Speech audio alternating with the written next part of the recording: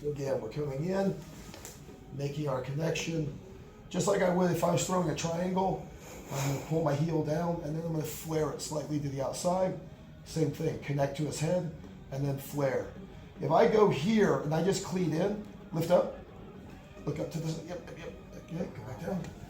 Okay, now if I go here, lift up, his ability to lift his head and change the pressure to do just the simplest escapes. Okay, and that's where, because the first pressure, it's like with anything. If I put pressure in the crook of your elbow, okay, you're going to be able to resist it one way. But if I put pressure out here, this is going to put a lot more pressure into your hand, and you're going to be in a much weaker position. So that's what I'm doing. If I put pressure on the back of his neck, it's not that hard for him just to look up. And now he can start to gain posture, rip his arm out, and make a guard pass.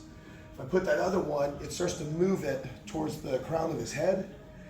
And then at that point, it starts to put his nose towards his chest. Okay? And it also puts more pressure into the hips. It's kind of fun when you're doing it, when you put that little outward pressure, a lot of times if you're already holding onto the hand, they'll tap just from that position. Let's hit that back. Okay, and I'm going to go meat hook, going into his armpit. Hold on nice and tight. So through here, if Matt does nothing, I just go for the back take. Through here though, the moment he starts to realize that he's in trouble and he starts to try to sit up and push in, then I'm going to go into a throat grab. So right here, right from the armpit, slide in and just grip. You know, don't go thumbs in the eyes, but just grip into the throat, okay, and pin his head down. Go to sit up. Because once the head's under control, if I go here, look up, he gains a lot more control. But once I go here and he goes to sit up, it almost always opens up his throat and gives me my control. So immediately from here, my ability to go into an easy sweep, it's almost always guaranteed. I don't even have to really worry about it, especially with the chin whip or the throat grab. By definition, it's not illegal, because when they're talking about wrapping the trachea, coming in on either side, I'm not, I'm just monkey gripping. So I'm coming in, I'm just pawing into the side of the neck. So I mean, we can put direct pressure with the forearm and things of that nature, so I can come in and I can make that kind of connection to his neck.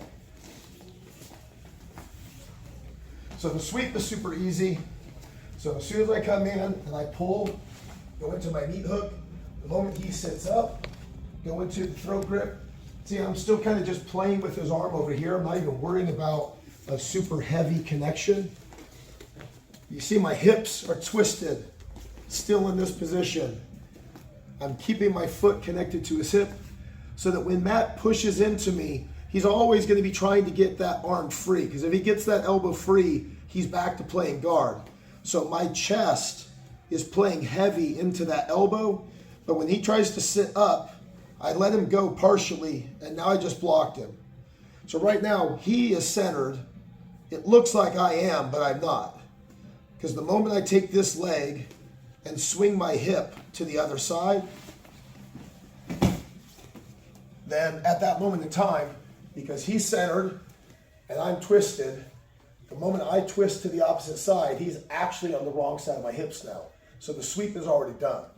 So at that moment in time, you have to have the confidence, just let him push into you for a little bit. It doesn't take much, but again, that little throat grip, it's going to keep him from being able to sit up. We know, again, he's going to try to get that arm free. He's going to try to center back up. If not, the back take is already going to happen. So ownership's on him. He has to do something, or I go for the back. And it's in that reaction that the sweep becomes at its easiest. So again, coming in, make that cross grip, pull the elbow, shift into the meat hook, and again, I'm just playing with his arm. When he goes to sit up, throat grip, as he drives in, twist your hips. Now we're up on top, gift wraps engaged, or going into just a simple high elbow, driving your chest in, and then pull the wrist to the opposite side. Or whether my hand is still playing with his elbow and his forearm, because I already know my hip's got his elbow, so I know he's not pulling out from there. So when I'm in and I go into my throat grab, he's going to leave that arm behind, and my leg is just going to start creeping. So that as I'm pulling him here, right here, it's already a small gap. It doesn't take a whole lot to get my leg over his head. And he's going to do almost all of it for me.